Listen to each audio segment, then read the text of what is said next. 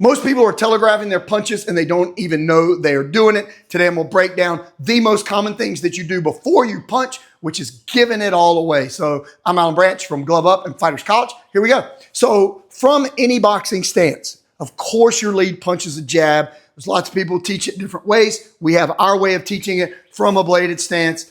We use a 3-point guard system. We break all of this down. We have a free striking cheat sheet you can get. The link is in the pinned comments. Grab it. It'll go over all that stuff. Okay, so now from the stance, if I'm going to throw a lead jab, the principle to keep in your mind is called weapon first. So that means the weapon, the hand, is the first thing to move. If you can let the weapon go first, weapon first, hand first, then it's very difficult to telegraph your jab. What that means is you don't drop it first. You don't turn the shoulder first. You don't dip first. You don't step first. And once I was sparring a guy, he won an amateur championship at like 116 pounds. He was bigger then, but really slick boxer. I couldn't hit him for anything. And at the end of the sparring match, he said, "You're exhaling before you jab. So you start to breathe out before your punch goes. I know when they're coming." So you could breathe before you do it. If you can just think weapon first, let the hand go, that will pretty much take care of the jab. How do you practice it? You get in front of somebody, you have them block your jab, or they hold a mitt, and you practice trying to release your punch without doing anything to give it away. They try to move the pad, or they could call it or whatever, but you need to practice letting that weapon go first. On the right hand, it's a little different because as you throw a right, I know you can't see my feet from here, but we torque, pivot, rotate the body before we throw a power shot. We call it the laws of power punching. It's physics. It's how you get power in a shot.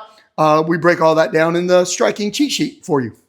But when I make this move, look, I said weapon first on the left hand, right?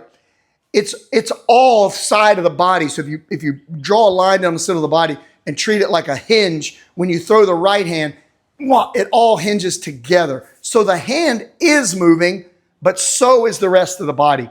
You can't see that when it's at speed, but what you don't do is throw the hand out, pull the hand out, dip the hand down, or lean before you punch. Those are the telegraphs. When you throw it, you just go. So the body hinges, the hand from this position turns, and when the shoulders switch places, that's when you let it go. And that's how you prevent from telegraphing on the right hand. On the left hook, there's this big debate on whether you should pivot or not when you throw the left hook. You got to understand a couple things. First of all, you pivot to reduce friction. You don't pivot to generate power. So there's lots of guys online that'll argue, Canelo doesn't pivot, so-and-so doesn't pivot. I mean, yeah, we'll see how you guys' knees are doing when you're 60. I'm 60. I've always pivoted. Joe Louis pivoted. Cus D'Amato, David was in his camp. He taught it to pivot. So we're going to pivot, right? What we don't do is reach for power. So we can just torque the body, torque and raise, and that's where our power comes from.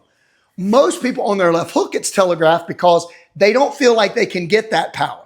So they have to dip out first. Great position to be in. But when you dip out first, and I see that coming, I'm pulling out, man. I'm not going to stand there and just let you throw that left hook, right? So if you're leading with the hook, you got to be in range first, right? And then you got to be able to just turn the body and let the hand go without primarily dipping the hand, reaching out, or setting the weight over there first. On the uppercut, see, when you throw the uppercut, we teach it from torque, rotate, weight shift, and you just fire. There are guys online teaching you to scoop your uppercut. Now, guys, I don't know what your experience level is, but if you can't see this coming, we need to kind of go back and work on your basics a little bit because your arm's not a pump handle. You don't need all this motion. It comes from here. So you're down and you just turn and throw. The soft part underneath your chin is very tender. And we're going to snap the jaw. We're going to pop the chin up. We're going to cause a little whiplash effect. And we're going to lift it so that the left hook can take it off. And we really did break that down also in the striking cheat sheet if you want to grab that. And it'll help you get through all that. So on the uppercut, your primary telegraph is a drop. You can drop it, But anybody that knows what they're doing is going to see that coming, and they're just going to pull, cover, move out of the way, and that's why you're not landing your shots. So how do we practice all of this? I would start, get your stance and your hand position and everything right first, then just slowly practice releasing your shots, letting the hand go first on the jab. Slowly get your torque, rotation, and weight shift through as you're throwing your right hand. Practice. We've got a video David in Brooklyn made where we put his back beside a wall and you just stand on the wall and you practice torquing and bringing your hook off of there. There's no reaching. There's no telegraphing. It's the best way David created that I've ever seen to teach that hook. It's got plenty of power. You don't have to reach out, wind it up, cock it. Just learn to throw it from there. Then on the uppercut, just do the same. Practice that torque, pivot, weight shift, and driving it up. Next thing, when you put this together into combinations, and we have what we call the combination engine that builds endless drills and combinations of putting these together. When you're doing that, one punch is generally setting up the other, right? So a good clean jab, a right hand right behind it, once you're in range, it's sort of set up because you're blinded with this front hand. You're busy dealing with the front hand, so this one comes off of it.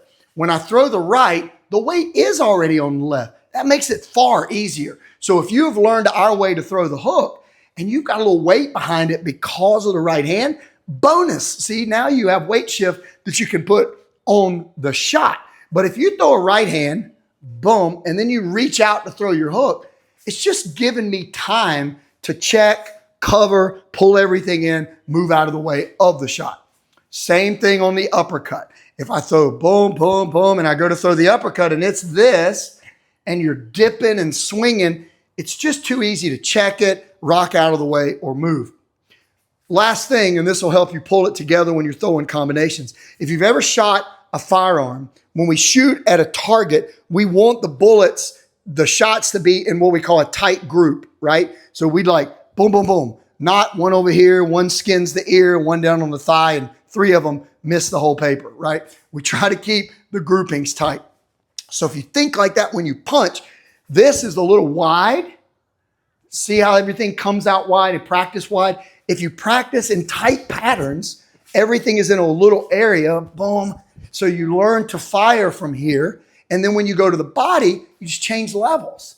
So it's a lot of the same kinds of shots, but they're thrown from a different position. So from up to down, and punches are tight in here, not these reaching, looping shots. And the way you develop that is proper shadow boxing using either a coach or something like that cheat sheet so you can get an idea. I got my points of contact, I got my stance right, I'm pivoting, turning, rotating through my shots. All those things kind of put together are what we're after. So that's the number one ways to prevent it. And I want you to think, if you look in the mirror and just practice shadow boxing, you're going to see it. I've got one client, she's only been training, 3 or 4 months, and she looks really clean, except she's got this habit of every time she throws a jab, it dips. Others, they feel like they're too far away, so they lean. As soon as they lean, you see the punch coming. So work on the telegraphic cues and backing off of those, learning to release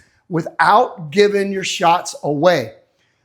The top problem with this is going to be caused by distance. If you're too far away, it doesn't matter how clean they are. You can't reach me. So you got to know the footwork to approach me or approach lightly behind the jab to get my attention. But if you're too far away, none of this stuff works. So that's the next thing.